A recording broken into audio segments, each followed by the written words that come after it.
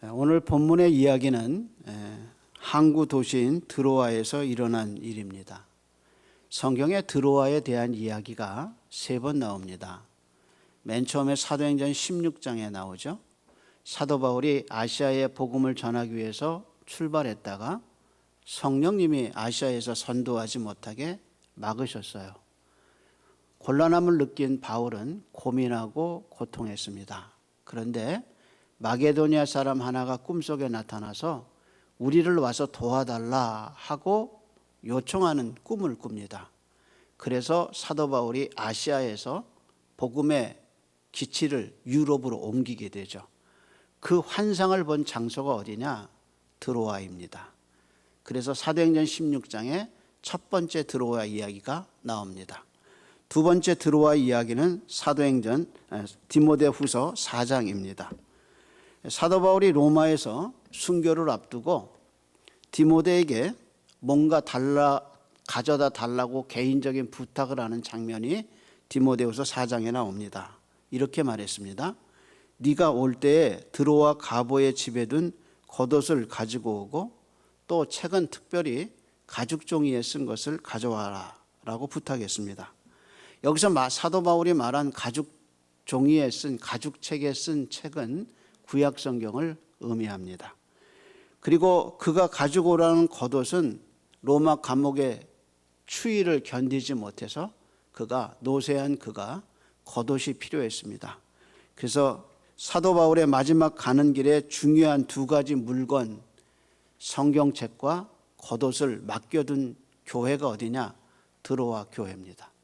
그리고 그 드로아 교회에 가보라는 사람 집에다가 사도 바울이 물건을 맡겼습니다.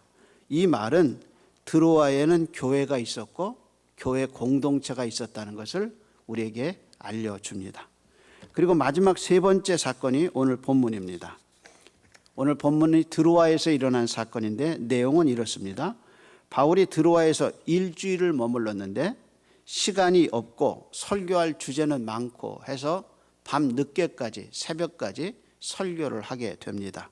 그때 유두고라는 청년이 창가에 앉았다가 졸게 되고 졸음이 깊어지면서 3층에서 떨어져서 죽었다는 겁니다.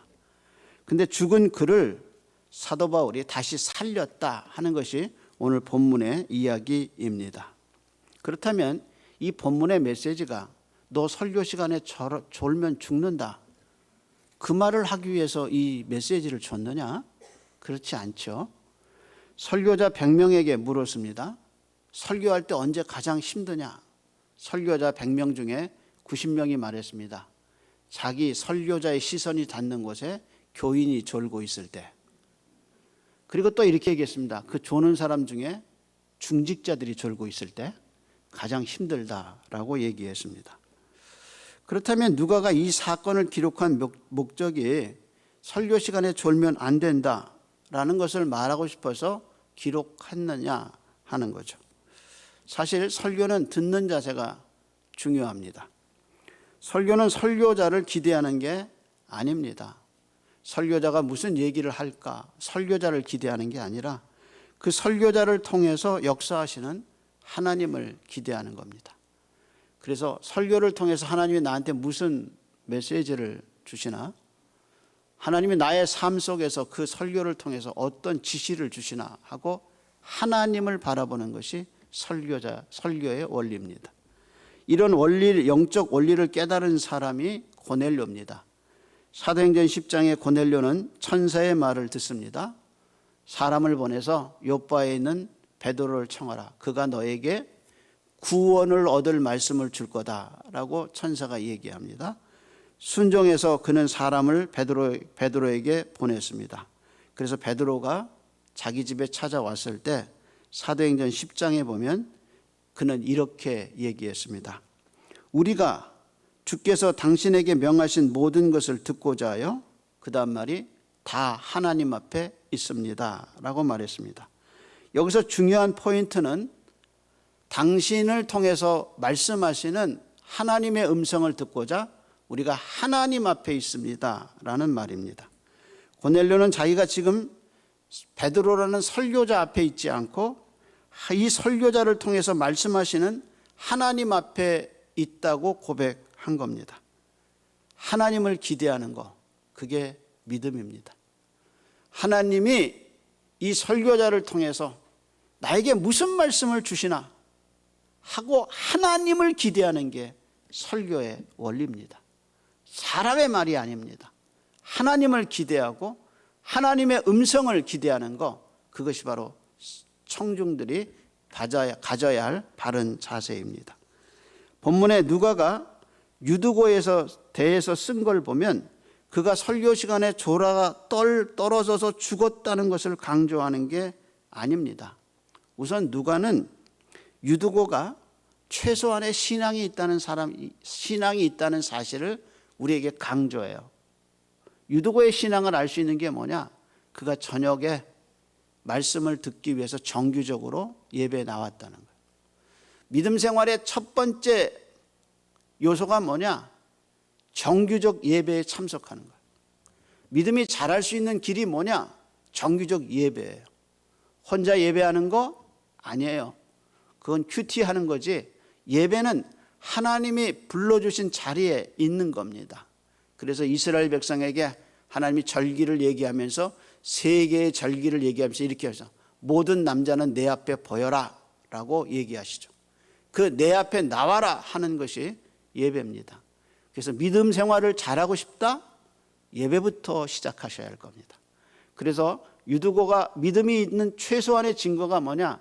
그가 예배 자리에 정규적으로 참석했다는 겁니다. 또 그가 믿음이 있다는 것은 뭐냐? 늦은 밤인데 불구하고 그가 하나님의 말씀을 듣기 위해서 노력했다는 거예요. 그래서 누가는 유두고가 3층에서 횃불이 켜져 있는 자리에서 말씀을 들으려고 집중하다가 졸고 또 졸고 또 졸는 그 깊은 과정을, 그가 잠에 떨어지는 과정을 우리에게 상세하게 묘사했습니다. 이 말은 유두고가 낮에 일하고 밤에 저녁에 모여서 설교를 듣고 그리고 말씀을 들으려고 집중하고 있다는 모습을 보여주죠. 그래서 누가는 유두고의 졸음을 비난하는 게 아니라 오히려 당신도 유두고 같이 낮에 일하고 밤에 와서 설교를 듣는다면 졸 수 있지 않겠느냐라는 뉘앙스를 우리에게 주죠. 사실 예배 시간에 조는 것은 설교자에게 쉬운 건 아닙니다. 그래서 많은 설교자들이 조는 것에 대해서 힘들어하죠. 근데 이제 좀 경륜이 지나가면 이제 졸고 있는 분들을 보면서 이런 생각을 하게 됩니다.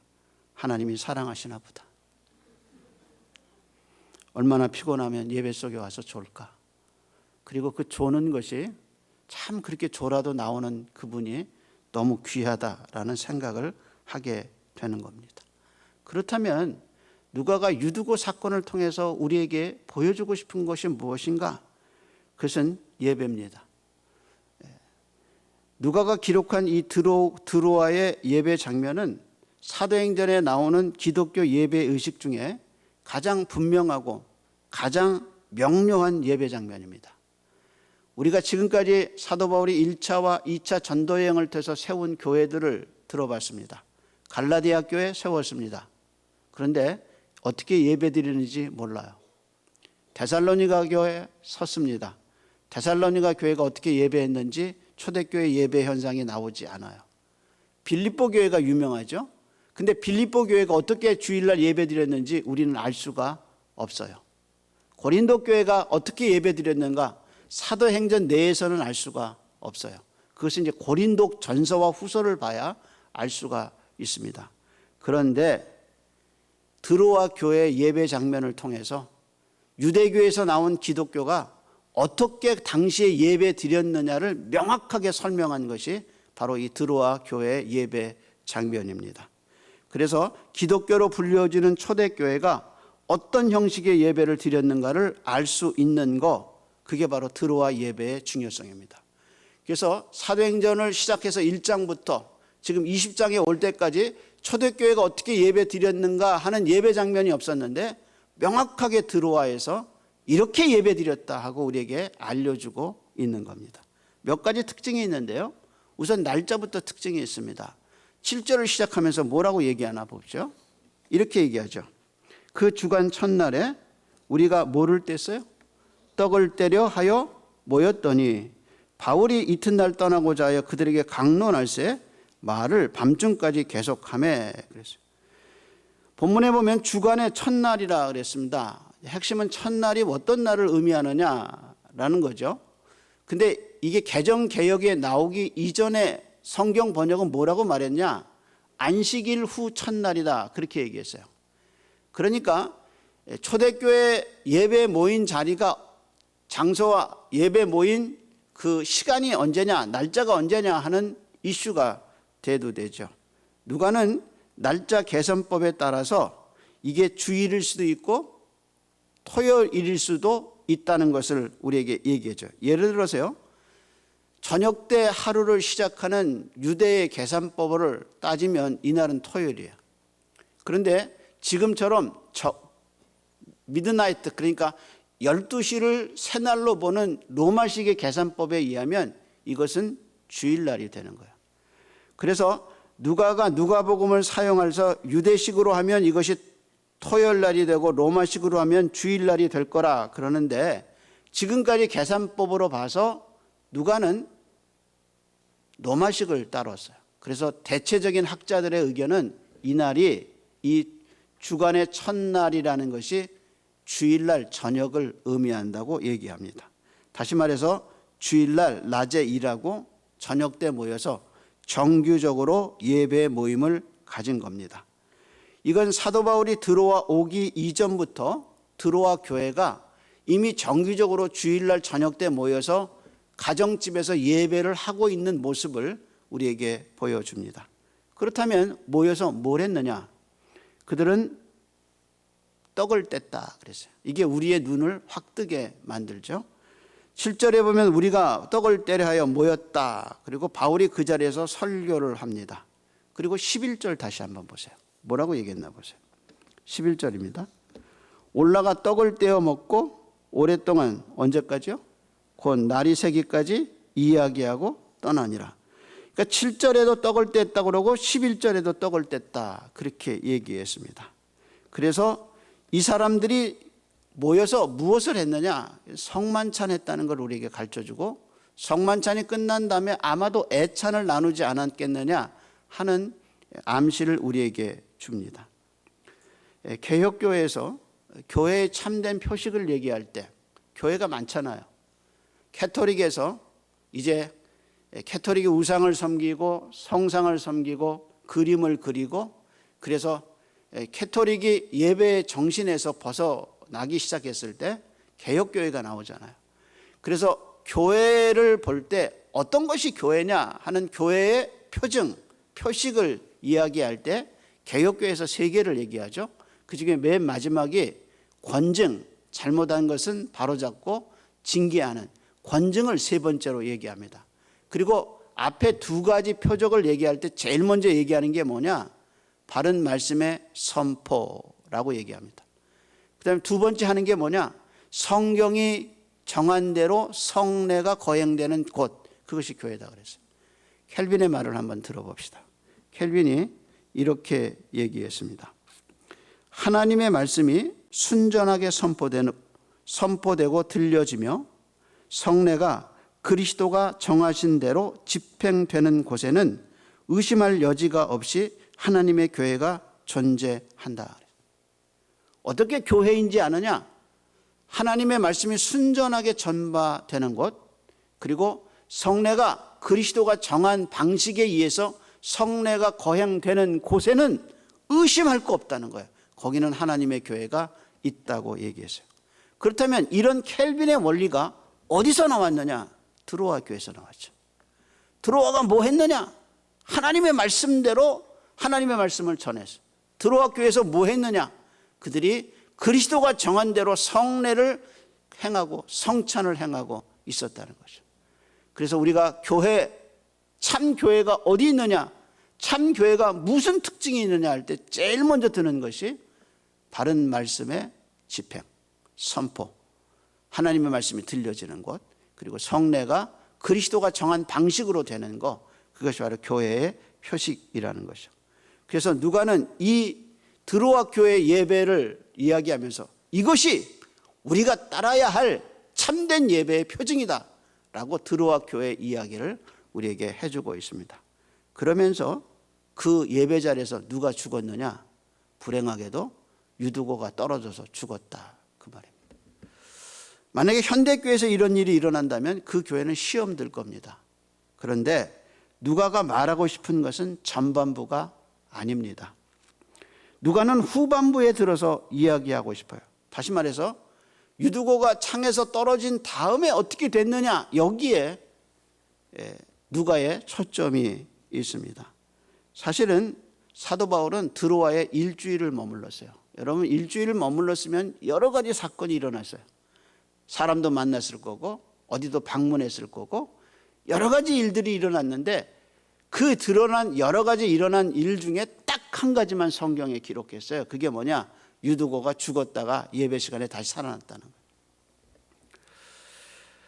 따라서 이렇게 창문에서 떨어져 죽은 유두고가 하나님의 은혜로 다시 살아났다. 그것이 이 누가가 말하고 싶은 메시지의 포인트라는 거죠.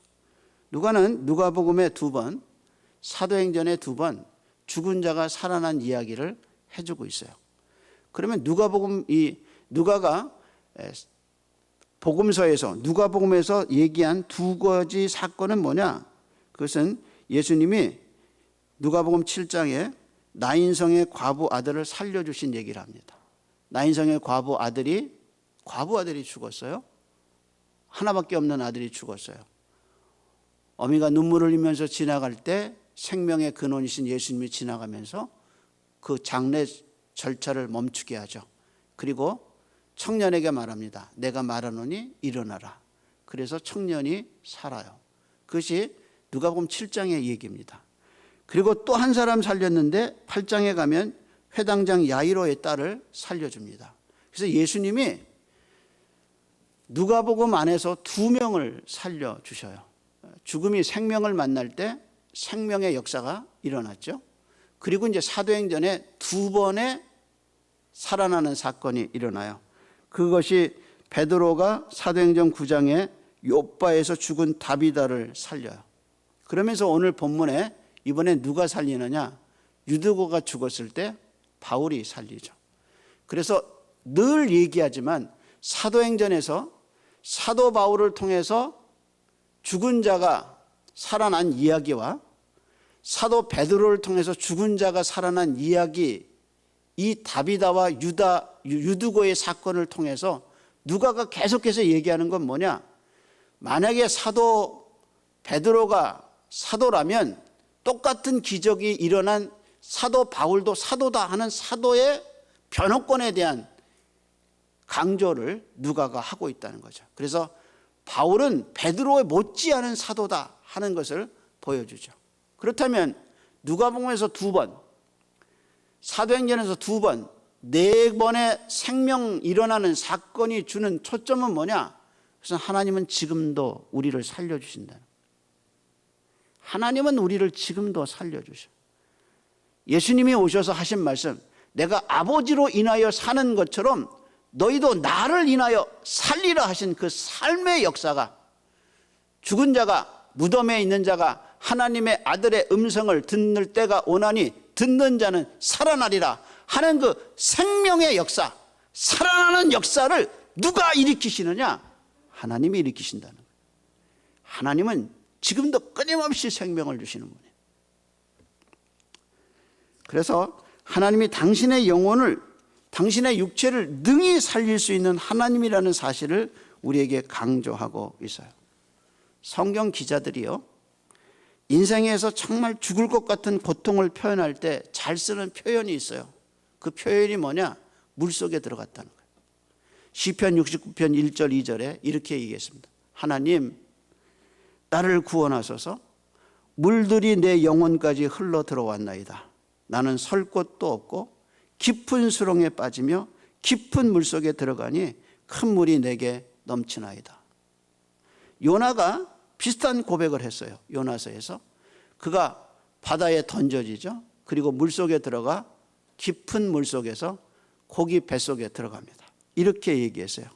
그 깊이를 알 수 없는 바다 가운데 빠질 때 요나가 한 말이, 하나님, 나는 설 곳이 없고 깊은 수렁에 빠지고 큰 물이 내 영혼 속에 들어왔습니다 라고 얘기했어요. 성경에 고난받은 사람의 특징, 고난의 절정에 들어갔을 때 특징이 뭐냐? 숨 쉴 수 없다는 거예요. 죽었다는 게 뭐냐? 숨 쉴 수 없다는 거예요. 정말 인생의 고통이 왔을 때는 가슴이 탁 막히고 숨이 안 쉬어져. 숨이 안 쉬어져. 그것을 뭐라고 말했냐? 내가 큰 물이 내 영혼 속에 들어왔다. 그래서 물 속의 특징이 뭐냐? 숨 쉴 수 없는 거예요. 인생의 어려운 일이 겪었을 때 숨 쉴 수 없어. 그게 죽은 거예요. 그래서 성경이 말하는 바다는 인간의 주권과 인간의 능력이 행해질 수 없는 거예요. 그래서 물속에 빠졌을 때 숨 쉴 수 없고 죽은 것 같이 되는 것이 뭐냐? 인간의 고난이라는 거예요. 그렇게 죽은 나를 하나님이 어떻게 살리느냐? 예배를 통해 살린다는 거예요. 누가는 유두고의 이 죽음을 특징적으로 설명해요. 유두고가 죽은 사건과 유두고가 죽었는데 언제 죽었냐? 예배 시간에 죽었다는 거예요. 그래서 떡을 떼고 말씀을 전할 때 졸음을 이기지 못하고 떨어졌어요. 그랬던 유두고가 다시 살아나요. 그리고 나서 어떻게 하냐? 11절에 보면 똑같이 올라가서 떡을 떼고 말씀을 듣고 이야기를 해요. 그러니까 유두고의 죽음은 예배 속에서 일어났다가 유두고의 삶은 어떡하냐? 다시 예배 속에 살았다는 거예요. 그러면 우리가 한번 이런 생각을 해야 돼요. 누가의 포인트가 뭐냐?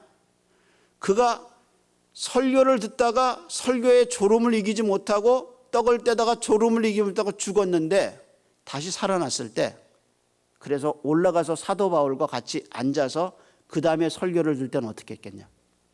그 다음에 떡을 뗐을 때는 어떻게 됐겠냐? 그의 영이 놀라운 변화를 갖고 온 거죠. 그래서 유두고의 죽음과 유두고의 부활을 예배와 예배 사이에, 말씀과 말씀 사이에, 떡을 떼고 떡을 떼는 것 사이에 그가 죽고 사는 것을 이야기했다는 겁니다. 그래서 우리가 이렇게 얘기하죠. 송이꿀보다 더 답니다. 뭐가? 말씀이. 그런 사람은 어떻게 해서 이렇게 송이꿀보다 달게 되느냐? 예배에서 살아난 경험을 했기 때문에. 성찬을 떼면서 그리스도의 보혈의 능력을 생각할 수 있는 게 뭐냐? 보혈의 능력을 경험해 봤기 때문에. 그래서 예배는 죽은 자를 살리는 하나님의 역사가 있는 것이 뭐냐? 그것이 예배예요. 그래서 그 경험을 한 사람들은 살아나게 돼 있어요. 그래서 마치 유두고가 땅에 떨어져서 그 다시 일어나서 3층으로 올라가서 떡을 떼고 말씀을 받을 때 변화된 그의 모습을 볼 수가 있다는 거죠. 그래서 누가의 포인트는 예배 속에서 죽었다가 살아난다는 거예요. 예배가 없으면 부활을 경험할 수가 없어요.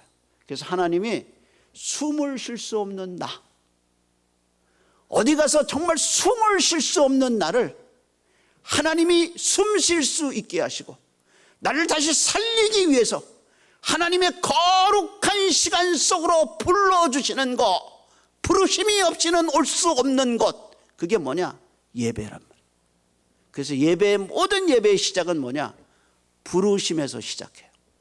하나님이 불러주셔야 돼요. 불러주신 하나님이 숨 쉴 수 없는 내게 숨터주시고 죽을 수밖에 없는 나를 살려주시는 사건, 그것이 예배 사건이에요. 그런데 여러분, 유두고라는 이름의 뜻이 뭔지 아십니까? 유두고라는 이름의 뜻은 이거예요. 운이 좋은 사람. 더 정확하게 말하면 좋은 운명을 가지고 태어난 사람, 그 사람이 행복한 사람이죠. 따라서 태어나면서부터 하나님의 선택을 받고 살아난 사람, 그 사람이 유두고예요. 이 사람은 죽을 수가 없어요. 그래서 어떤 사람이 행복한 사람인가? 예배가 뭔지를 경험했어요. 하나님의 말씀이 얼마나 소중한지를 알게 됐어요. 예수 그리스도 안에서 하나님을 만나는 이 세상에서 가장 행복한 경험을 하는 사람이 누구냐? 그 사람이 영적 유두고란 말이에요. 타고난 길을 잘 타고났어요. 살아갈 때 소망이 있어요. 죽어서도 소망이 있어요. 하나님의 나라를 알게 됐어요. 어떻게 더 행운을 얘기할 수 있겠어요? 어떻게 더 행복을 얘기할 수 있겠어요? 타고나면서 하나님의 선택을 받고 머리에 인치고 너는 내 것이라고 말씀하시는 음성을 갖고 태어난 사람이 우리란 말이에요. 그래서 이 세상을 살아가면서 숨 쉴 수 없는 공간에서도 숨 쉴 수 있고 죽을 수밖에 없는 세상 가운데서도 소망을 말할 수 있는 타고난 운명이 좋은 사람, 그 사람이 유두고입니다. 이렇게 부활한 유두고 때문에 어떤 일이 일어나느냐? 12절을 보겠습니다. 뭐라고 말하느냐? 성경이 12절에 이렇게 얘기합니다. 사람들이 살아난 청년을 데리고 가서 적지 않게 뭘 받아요? 위로를 받더라. 그래서요. 재미있는 건 헬라어 단어입니다. 여기서 위로를 받았다는 이게 파라칼레오라는 말입니다. 근데 이 두 가지 단어가 됐어요. 파라라는 말과 카레오라는 말이 붙어서 되는데 이게 무슨 뜻이냐? 이것은 옆에 부르다라는 뜻입니다. 다시 말해서 옆에 부르다라는 뜻인데 어려운 시기에 숨을 쉴 수 없는 나를 이리 와, 이리 와 하고 하나님이 나를 불러서 자기 옆에다 앉히고 그리고 얘기를 해주시는 거예요. 위로가 뭐냐? 하나님이 나를 불러주신 거예요. 그래서 내가 자기 옆에 앉히고 마치 바울이 죽은 유두고를 두 손으로 안아서 콱 감싸주듯, 그래서 하나님의 생명을 불어일으켜 주듯 숨 쉴 수 없는 나를 예배 속에 불러주셔서 나를 안아주시고 내게 말씀해 주시고 나를 위로해 주시는 그 생명의 사건이 예배 사건이고 부활 사건이고 그것이 말씀 사건입니다. 따라서 이 은혜를 경험할 수 있는 자리가 예배 자리입니다. 그래서 유두고의 죽음과 부활은 예배 속에서 일어났습니다. 숨을 쉴 수 없을 만큼 답답하세요. 삶을 살아갈 수 없을 만큼 힘이 드세요. 하나님이 당신을 부르셨습니다.